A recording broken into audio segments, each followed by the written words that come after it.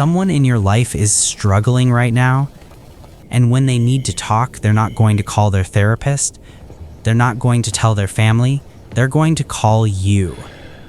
Because you're the one who gets it.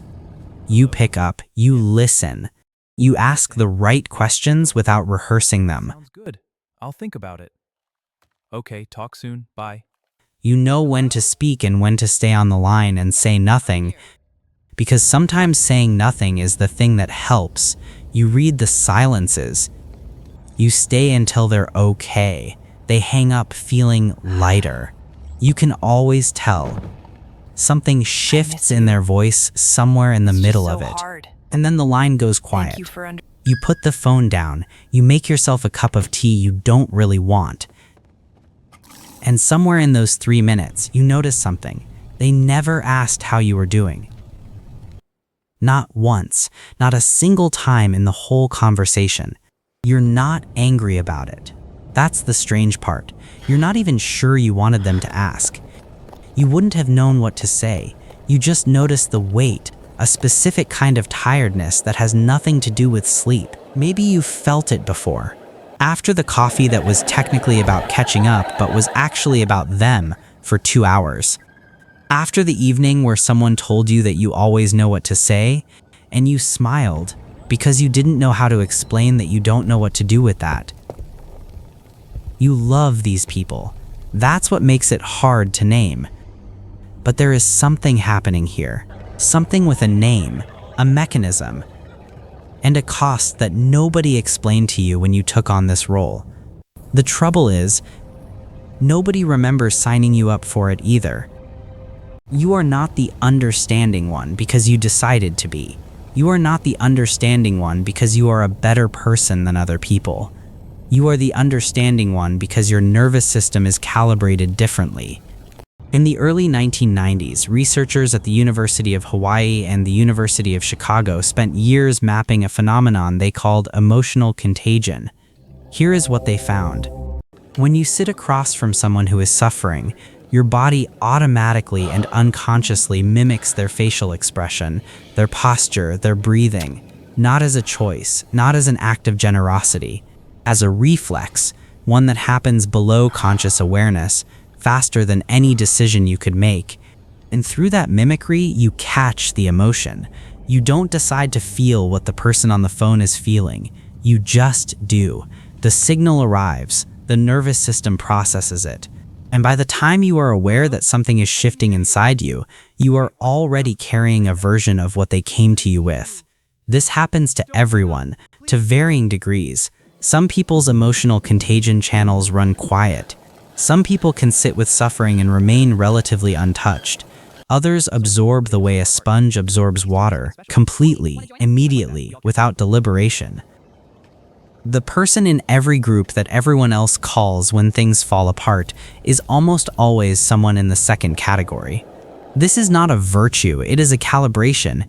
It explains why every phone call costs something, why you can leave a conversation feeling like you ran a race you didn't enter, why listening, which doesn't look like work from the outside, leaves you needing to be alone for an hour to remember who you were before you answered. You didn't choose to be built this way, but you were built this way. And for a long time, nobody told you what to do with the bill. Emotional contagion explains the mechanism. It doesn't explain why some people organize their entire relational life around it. For that, there is a different name.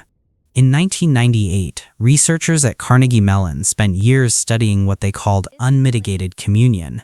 Not ordinary communion, which is the normal and healthy investment most people have in their relationships, but unmitigated, undiluted, the version with nothing on the other side of the scale. The pattern looks like this. The person high in unmitigated communion gives, listens, supports, absorbs, is consistently, reliably, unconditionally available, but they rarely ask for the same, not because nobody offers, because somewhere along the way, gradually, then completely, they stopped believing they were supposed to. Their sense of worth became so tied to being the available one that their own needs became quietly illegitimate, not important enough to raise, not the kind of thing they were supposed to need.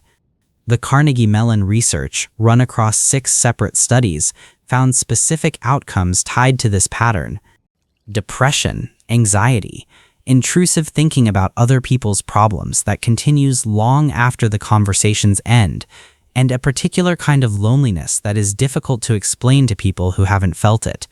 Not the loneliness of being alone, the loneliness of being surrounded by people who need you and being completely invisible in your own need. Not because they don't care about you, but because the role you've built, always present, always steady, never visibly in need of anything, makes it structurally difficult for anyone to reach you. You are the person in the room who understands everyone. You have made yourself very difficult to understand. There is a tipping point in this that the research describes with unusual precision. A psychologist at the University of Texas spent years trying to separate empathy into its actual components, because what most people call empathy is several things happening at once, and they have very different consequences. The first form is empathic concern. You feel for someone. You want to help them. You help. Afterwards, you step back. The transaction closes. You recover. The second form is personal distress. Someone else's suffering triggers something in you that becomes your own distress, your own anxiety, a need to fix it, not entirely because you want them to feel better, but because you cannot tolerate the feeling their pain is producing inside you. From the outside, these two things look identical. From the inside, they feel almost identical, but they have different physiological signatures, different neurological patterns, and very different long-term costs. Most people who become the understanding one in their relationships begin in the first mode. Genuine empathic concern. They care, they help, they feel good about it. The shift into the second mode doesn't happen at once. It is the accumulation of years, hundreds of phone calls, long evenings, conversations where you gave fully and recovered slightly less than fully each time, until the recovery gap became the baseline. And here is what the research is precise about. Once you are in chronic personal distress mode, you can feel genuinely loving toward the people in your life and genuinely depleted by them at the same time. Both things are real. They are not contradictory. They are what happens to one pattern taken far enough without acknowledgement. Here is what makes this self-sustaining. Researchers at Santa Clara spent years studying people who keep their own distress private, not just private, actively concealed, managed internally, presented to the world as fine. What they found was not only that concealment predicted depression and anxiety, though it did reliably and across multiple studies. What they kept finding was that the concealment itself operated as a trap. The less you revealed, the less support was offered. The less support was offered, the more you confirmed the private belief that nobody would offer it anyway, which made you conceal more, which narrowed the opening further, round and round. A self-sealing loop with no obvious entry point. For the person who is always the understanding one, this concealment is rarely a deliberate choice. It is a reflex built into the role. You are the steady one. You don't put your weight on other people. They come to you because you can handle it. You handle it. You put the phone down and manage what remains internally because that is what the role requires. And you have been playing the role for long enough that you no longer fully separate it from who you are. So nobody signals that there is anything to offer back. So nobody offers. So the weight lands where it always lands, internally, silently, in the person who has spent years making everyone around them feel less alone. You have built a life in which it is structurally very difficult for anyone to help you. Not because you don't need it, because you have never let anyone see that you do. For almost all of human history, the person in the group who could read everyone's emotional state was not performing a favor. They were a survival function. Small groups, hostile world, constant threat. In that environment, the person who understood what was happening inside the people around them, who could sense the shift in mood before it became conflict, who knew which member of the group was struggling before it became a crisis, that person held the group together. That calibration was not a quirk. It was selected for over hundreds of thousands of years. It was survival infrastructure. Your nervous system inherited that function. It does not know the numbers have changed. It does not know that your people now means everyone who has your number and reaches for it when things go wrong.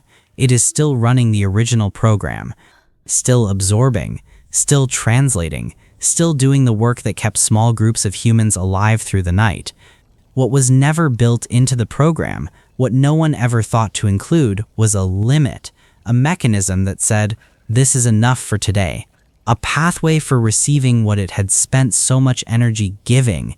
Nobody designed that in, because for most of human history, the group took care of the person who took care of the group.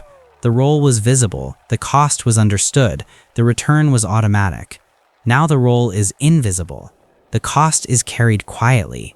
And the people you hold together often do not know there is anything to give back, because you have never given them a reason to think there is. You are not the strong one. You are the one who forgot to put yourself in the equation. That is not a character flaw. That is a design limit. And the difference between those two things is the only thing that needs to change. Someone is allowed to ask how you're doing. And when they do, you are allowed to tell them the truth.